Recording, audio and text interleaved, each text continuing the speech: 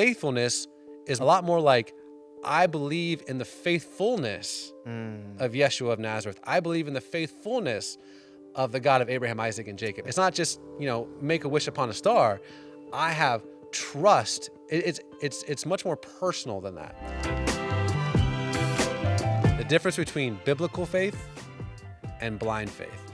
Because people will say, oh, you're one of them Christians. You just have blind faith. You just kind of willy-nilly go out there. And I think, well, first we can talk about what that means. But when you and I went to Israel, though, the thing that's kind of disarming about going to Israel is you see how real it is. Yes, sir. How truthful it is. Absolutely. Now, when I go over there, 150 years ago, 200 years ago, someone could say, this is all one big fairy tale. And you'd be like, well, I don't think it is. Like, prove to me this isn't Hansel and Gretel and the Three Little Bears. It's like, well, I really believe that it isn't, but valid point, critic person. Right. But now when you go over there, it's like everything, like all the people and the places described in the Bible are real. Yes, sir. Testifiable. David, Hezekiah, Solomon, Pontius Pilate. These are real people, real places. And so to me, it's like the difference between blind faith and biblical faith is there's a massive chasm. Because if the God of Abraham, Isaac, and Jacob, if the story of Jesus wasn't true, if he didn't rise from the dead, I wouldn't be a Christian. Yeah. But it is true. Hebrews 11:1 answers the question, what is faith? And it says, now faith is confidence in what we hope for and assurance about what we do not see. Now let me read that again, because I think we've heard it so many times. Faith is confidence in what we hope for and assurance. That doesn't sound like wishful thinking. When I was thinking about this conversation, one thing kept coming up to me was, if you look through scripture, let's take politics out of it. God promises over and over and over that he's going to bring the Jewish people back to their land. Yeah. From Deuteronomy to Ezekiel. God is kind of obsessed with the idea that, hey, I'm going to do this thing regardless. It's not for your namesake, O Israel. I'm going to bring your people back. But I was just in Spain a few weeks ago with my family, and we went to one of the few remaining synagogues in Spain, because they were all destroyed during the Spanish Inquisition in 1492. I'm standing in this basically destroyed synagogue, and I was thinking to myself, this should have been the end of that promise. Or a few years ago, before that, I was in the Czech Republic, and there's a synagogue in Prague that wasn't destroyed because Hitler wanted to use it as a museum to the extinct Jewish race. That should have been the end of the story. Or you and I were in Magdala in a synagogue that was destroyed in the year 67 AD, 2,000 years ago. Yes, sir. That should have been the end of the story. But when the God of Abraham, Isaac, and Jacob makes a promise against all hope, against all reason, he keeps it. And so to me, faith looks a lot more like trust. It's not just like, oh, like I have faith. It's no, like I trust in God. And so to me, faithfulness is a lot more like, I believe in the faithfulness of Yeshua of Nazareth. I believe in the faithfulness of the God of Abraham, Isaac, and Jacob. It's not just, make a wish upon a star.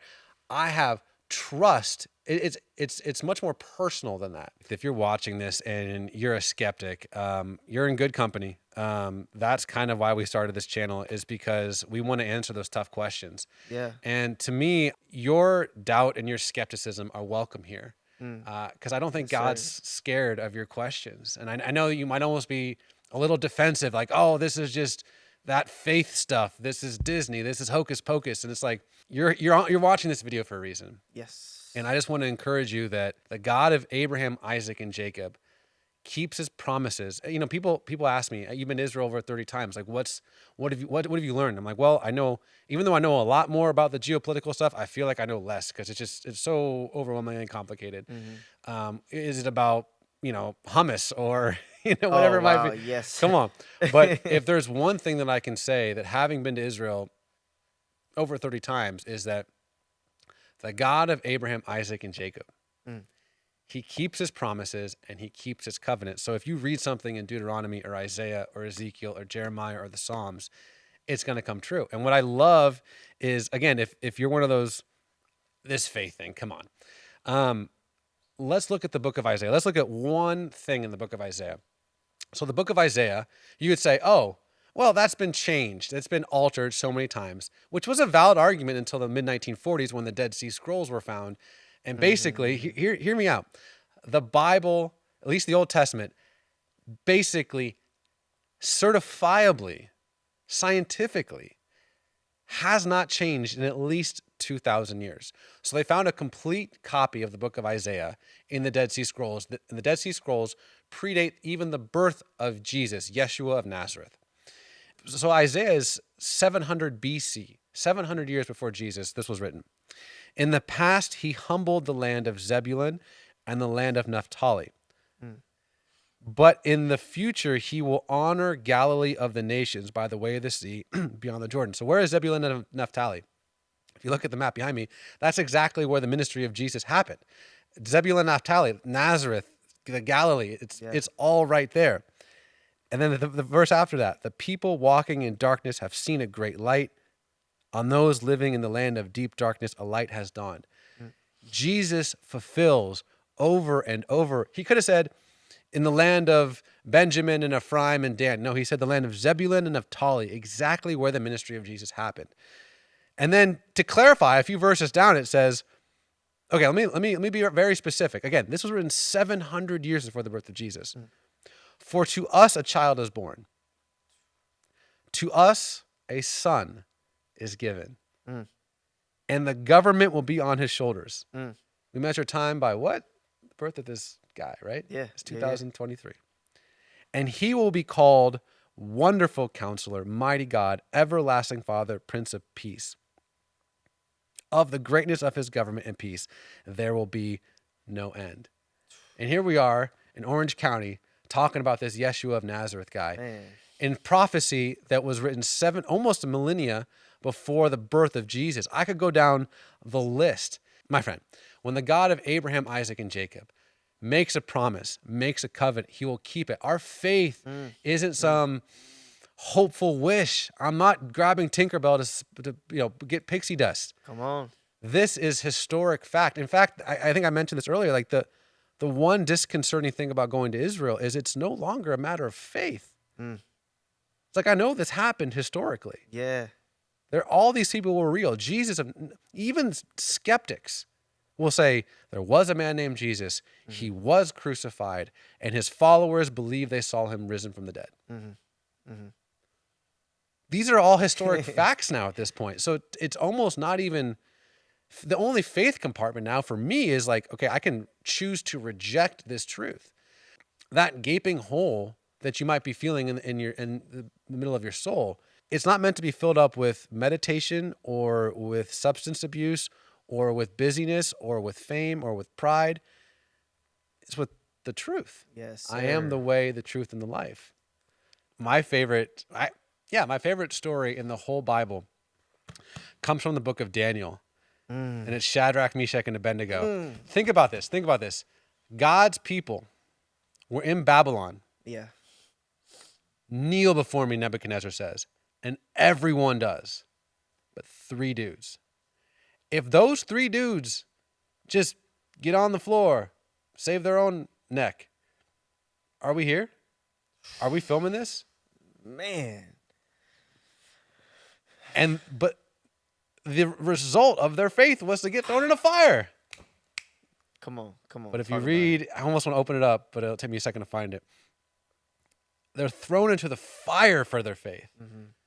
But there was a 4th in the fire. So if you're in the fire, if this doesn't make any sense, the name of Yeshua, the name of God, is they will call him Emmanuel. And Emmanuel means God with us. Oh my goodness. Doesn't mean God is on your team. Emmanuel doesn't mean God is your biggest cheerleader. It means God is with you. So whatever you're going through, even if you're in the fire right now, there is another in the fire. Praise God, bro. And when they left the fire, no one was even touched. And yet here we are, 2,600 years later, talking about the faith of Shadrach, Meshach, and Abednego. And from their faith comes Yeshua of Nazareth when the Jewish people return back to their land. and Yeshua of Nazareth saved our soul. And yet he was on a cross. Come on. That should have been the end of the story. But whenever I'm at the Garden Tomb too, man, to think that he just burst through that stone wall. Oh my God. And when he's up on that cross, he's saying, Miles, you're worth it. And even if you've rebelled against that faith, even if you've, in a lot of ways, put him up on that cross, because I sure know I did, he looks down and says, Father, forgive them. They don't know what they're doing. We serve a God who's not only worthy of our trust, but he's good. He's a good father. Come on. Yeah. He's loving. And love isn't like a, hey, have candy. Like real love. Like sacrificial love. So the reason that I have faith is, yes, he is worthy of my trust. He is faithful, but he's also good. Read the Gospel of John and try not to fall in love with this Yeshua of Nazareth.